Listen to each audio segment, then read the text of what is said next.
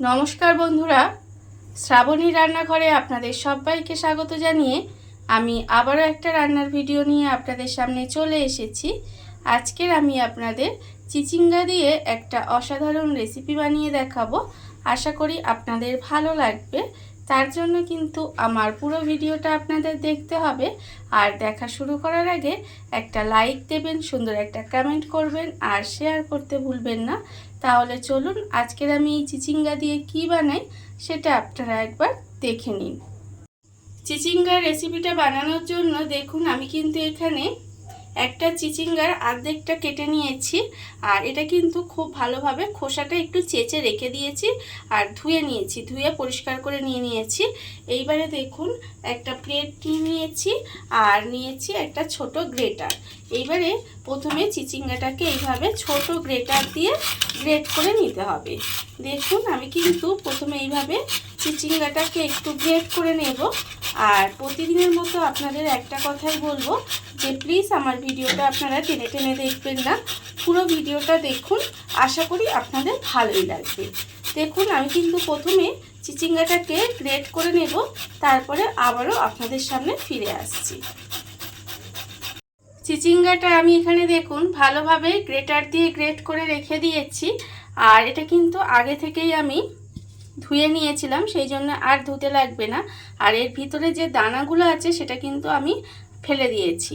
এইবারে দেখুন একটা বড় বাটি নিয়েছি। বাটির মধ্যে প্রথমে এই যে চিচিঙ্গাটা আমি গ্রেট করে রেখেছি সেটা কিন্তু এইভাবে জলটা একটু চিপে নেব। জলটা কিন্তু খুব ভালোভাবে এইভাবে কিন্তু প্রথমে একটু চিপে চিপে বের করে দিতে হবে। দেখুন এইভাবে জলটা চিপে আমি একটু বের করে বাটির মধ্যে নিয়ে নেব। এইভাবে কিন্তু খুব ভালোভাবে মানে যতটা জল বের করে দেওয়া যায় ততটা কিন্তু জল এইভাবে চেপে চেপে বের করে দিতে হবে। চিচিঙ্গার জলটা দেখুন আমি কিন্তু এখানে চেপে চেপে বার করে নিয়েছি। আর আমি এখানে কম পরিমাণে করছি তাই আমি সব কিছু কিন্তু কম কম নিয়েছি। আপনারা যদি বেশি পরিমাণের করতে চান তাহলে সব কিছু কিন্তু একটু বাড়িয়ে নেবেন, তাহলেই হবে। দেখুন আমি কিন্তু প্রথমে এইভাবে জলটা চিপে চিপে বের করে নিয়েছি।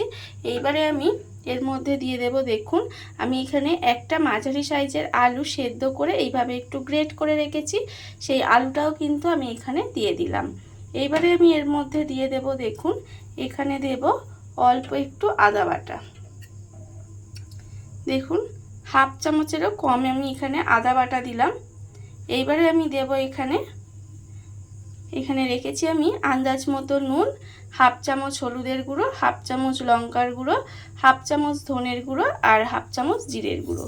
এই সমস্ত কিছুগুলোও কিন্তু আমি এখানে দিয়ে দিলাম। দিয়ে এবারে আমি এর মধ্যে দিয়ে দেব, দেখুন অল্প অল্প বেসন।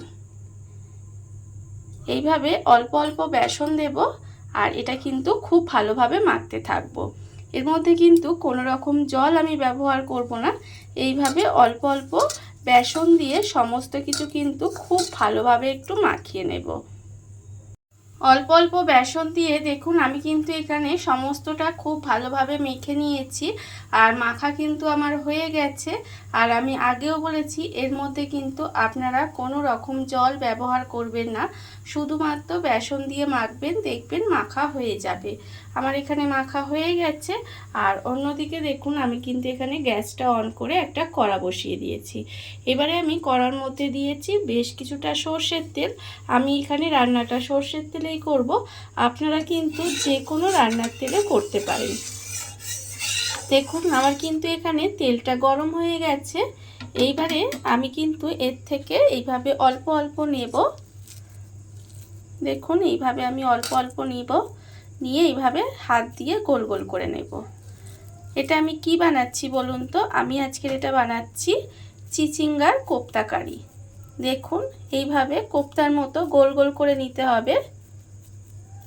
গোল গোল করে নিয়েছি। এইবারে আমি তেলের মধ্যে দিয়ে দেব। আর এই সময় কিন্তু গ্যাসটা লোতে রেখে দিতে হবে।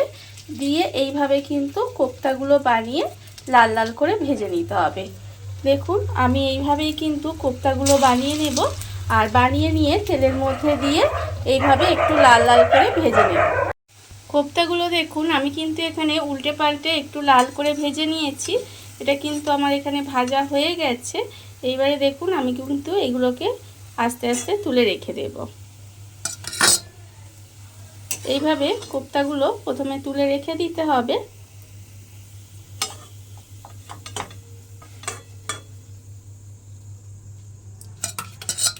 দেখুন আমি কিন্তু তুলে রেখে দিলাম। আর আবারও কিন্তু ওই তেলের মধ্যে একটা একটা করে কোপ্তা দিয়ে এইভাবে সমস্ত কোপ্তাগুলো আগে ভেজে নেব। দেখুন এইভাবে কিন্তু সমস্ত কোপ্তাগুলো দিয়ে আগে ভেজে নিতে হবে। কোপ্তাগুলো দেখুন আমি কিন্তু এখানে লাল লাল করে ভেজে নিয়েছি। এটা কিন্তু আমার এখানে ভাজা হয়ে গেছে। আর যে কোপ্তা ভাজার তেলটা আছে তাতেই আমি রান্নাটা করব। এখানে প্রথমে দিয়ে দেব দেখুন একটা তেজপাতা, আর দেব আমি এখানে অল্প সামান্য একটু গোটা গরম মশলা দিয়ে দিলাম। গোটা গরম মশলার মধ্যে আছে একটা লবঙ্গ, একটা ছোট এলাচ আর অল্প সামান্য একটু দারচিনি। দেখুন আমি এটা দিয়ে একটু ভাজা ভাজা মতো করে নিয়েছি। এইবারে আমি এর মধ্যে দিয়ে দেব অল্প সামান্য একটু হিং। হিংটা দিয়ে কিন্তু বেশি ভাজবেন না। আমি প্রতিবারই রান্নার সময় বলি বেশি ভেজে মানে পুড়িয়ে দিলে কিন্তু হিংয়ের যে স্বাদটা সেটা কিন্তু আর থাকে না, রান্নাটা কিন্তু খেতেও বাজে হয়ে যায়। এবার আমি এর মধ্যে দিয়ে দিলাম দেখুন 1 চামচ মতো আদা বাটা। আদা বাটাটা দিয়ে কিন্তু একটু ভেজে নেব যাতে আদার কাঁচা গন্ধটা চলে যায়। আদা বাটাটা দিয়ে আমি কিন্তু এখানে একটু তেলের মধ্যে নেড়ে নিয়েছি। এইবারে আমি এর মধ্যে দিয়ে দেব দেখুন এখানে আমি রেখেছি আন্দাজ মতো নুন, 1/4 চামচ মতো হলুদের গুঁড়ো, 1/4 চামচ মতো লঙ্কার গুঁড়ো, আর স্বাদের ব্যালেন্সের জন্য অল্প একটু চিনি রেখেছি, 1/4 চামচ মতো কাশ্মীরি লঙ্কার গুঁড়ো আছে আমার, 1/4 চামচ মতো জিরে গুঁড়ো আর 1/4 চামচ মতো ধনের গুঁড়ো। এই সমস্ত গুঁড়ো মশলাগুলো আমি এখানে দিয়ে দিলাম। আর দেবো আমি এখানে অল্প একটু আদার বাটিটা ধুয়ে একটু জল দিলাম। দিয়ে মশলাটা প্রথমে খুব ভালোভাবে একটু কষিয়ে নেব। যেহেতু আমি এখানে গুঁড়ো মশলা দিয়েছি সেই জন্য কিন্তু জলটা দিলাম, না হলে মশলা পুড়ে যেত, তখন কিন্তু রান্নার স্বাদটা ভালো হতো না, মানে খেতে ভালো লাগতো না। দেখুন এটা কিন্তু এবার আমাকে খুব ভালোভাবে কষিয়ে নিতে হবে। যতক্ষণ না পর্যন্ত মশলা থেকে তেলটা ছেড়ে দেয় ততক্ষণ পর্যন্ত কিন্তু আমি গ্যাসটা লোতে দিয়ে এইভাবে একটু কষিয়ে নেব। আর এই রান্নাটা কিন্তু আপনারা যে কোনো নিরামিষ দিনে বানাতে পারেন। এটা কিন্তু খেতে অসম্ভব সুন্দর হয়।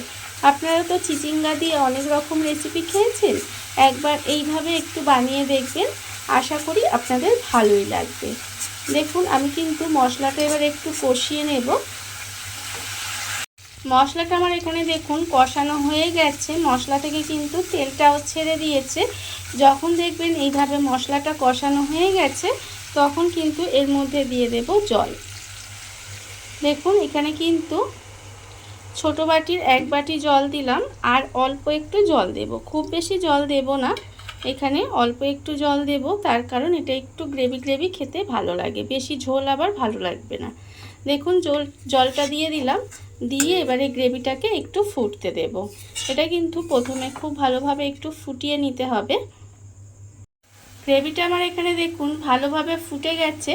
গ্রেভিটা কিন্তু প্রথমে খুব ভালোভাবে ফুটিয়ে নিতে হবে। এইবারে দেখুন আমি যে কোপ্তাগুলো এখানে ভেজে রেখেছিলাম সেই কোপ্তাগুলো কিন্তু এই গ্রেভির মধ্যে দিয়ে দিলাম। গ্রেভির মধ্যে দিয়ে এটা কিন্তু এইভাবে গ্যাসটা লোতে দিয়ে একটু রান্না হতে দিতে হবে। দেখুন আমি কিন্তু গ্যাসটা লোতে দিয়ে এইভাবে একটু সময় রান্না হতে দেব। কোপ্তাগুলো দিয়ে দেখুন আমি কিন্তু এখানে বেশ কিছুক্ষণ এইভাবে রান্না করে নিয়েছি। রান্না করে নেওয়ার ফলে দেখুন রান্নাটা কিন্তু আমার এখানে হয়ে গেছে। আর এটা কিন্তু এরকম একটু মাখো মাখোই হবে, মানে একটু জুস থাকবে, না হলে কিন্তু ঠান্ডা হলে একদম শুকনো শুকনো হয়ে যাবে। একটু জুস রেখে দিয়েছি। আর দেখুন রান্না কিন্তু আমার হয়ে গেছে। আমি নামানোর আগে এর মধ্যে দিয়ে দিলাম অল্প সামান্য একটু গরম মশলার গুঁড়ো, আর দিলাম এখানে অল্প একটু ঘি দিয়ে আলতো হাতে এটা একটু মিশিয়ে নেব। মিশিয়ে নিয়ে কিন্তু গ্যাসটা অফ করে দেব। দেখুন আমি কিন্তু এখানে গ্যাসটা অফ করে দিলাম, দিয়ে এইভাবে ঢাকা দিয়ে একটু সময় রেখে দেব। আর তারপরে কিন্তু আবারও আপনাদের সামনে পরিবেশন করে দেখাবো যে এটা ঠিক কীরকম হলো। দেখুন আমি কিন্তু গ্যাসটা অফ করে দিয়েছি।